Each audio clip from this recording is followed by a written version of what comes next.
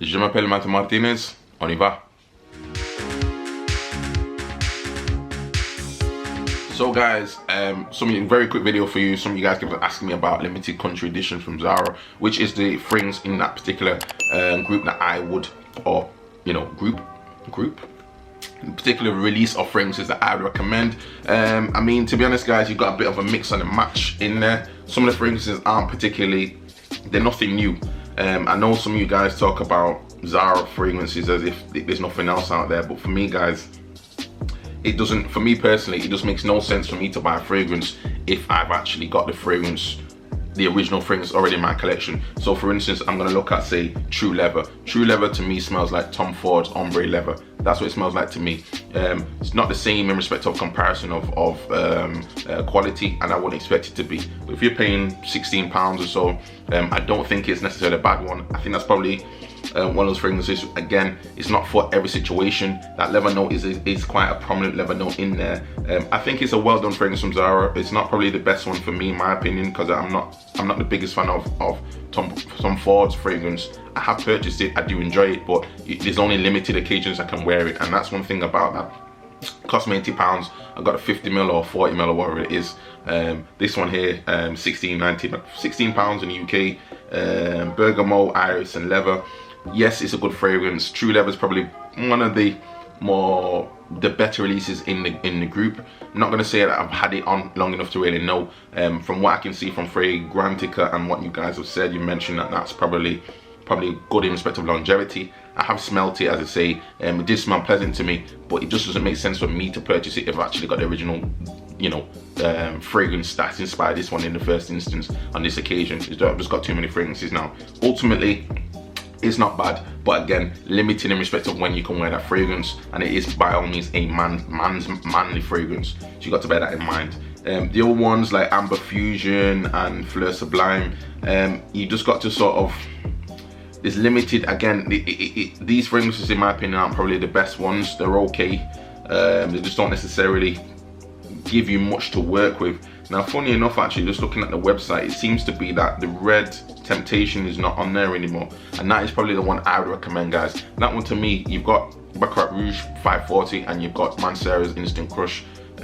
Red Temptation smells to me slightly more along the lines of Mancera's Instant Crush. Yes, you do get that type of almond, gourmand, how could I say, even macaron type of smell a little bit. It's sort of like almondy, almondy sweet type of vibe, or vanilla vibe going on. But that one seems to have a little bit more of like a, why I wouldn't say it's quite the same as Baccarat Rouge 540 is because that one seems to be slightly lighter. That one seems to be slightly more unisex, whereas Instant Crush, even though it's marketed as unisex, seems to be slightly more masculine because of the base notes in there. It seems to be slightly heavier in respect to the base notes, and that's the sort of vibe I get probably from Red Temptation compared to the other releases. But I think Red Temptation will probably give you more versatility, guys, when it comes to anything from this collection.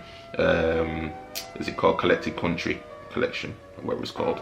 Anyway, yeah, that's really it guys. Not really much more to say on those ones. They're okay fragrances, they're just not necessarily, let's say, for me at this point in time. I've just got too many fragrances now, I'm not going to purchase them. And it's the same thing I'm going to say as well. Some of you guys make some suggestions about review this fragrance, review that fragrance. I will try my best, but in all honesty guys, my finances is only going to go so far. YouTube doesn't really pay that much for what this is. I enjoy obviously more seeing the channel grow, and I enjoy obviously talking about fragrances, and that's probably where my inspiration comes from. But again, as I say, sometimes if I'm not going to get decants to try and sample, I'm not just going to go and just purchase fragrance just to do one video. It just doesn't really make any economic sense to me. So by all means guys, and again, I still want to say there is a link down below if you want to leave a donation in respect of PayPal. It is there. I don't have Patreon necessarily at the same time right about now, and so I don't really want to really get into too much detail. But ultimately guys, sometimes you got to bear that in mind as well.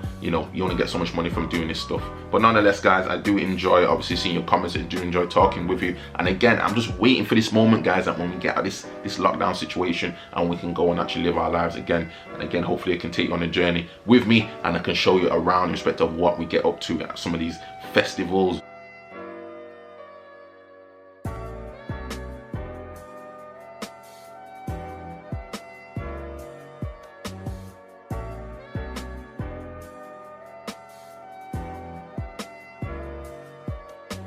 and the DJing and everything else like that.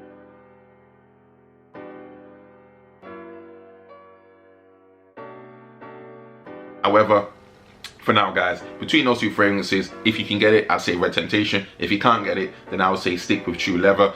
Just keep it in the collection, maybe sell it off in the future, who knows. Amber Fusion, Fleur de Sublime, Bois Soleil, they're okay, but they just don't necessarily, for my smell, for me, didn't really have much by way of any longevity and didn't leave me much to really think of as a lasting impression. So I bear that one in mind guys, but by all means, let me know down below in respect of the comment section, what are your thoughts on those fragrances that came out, what do you think about them, have you purchased any? Again, it doesn't seem like they're actually on sale, so is a little bit of a, you know, £15 a time, £16 a time, is it really worth it?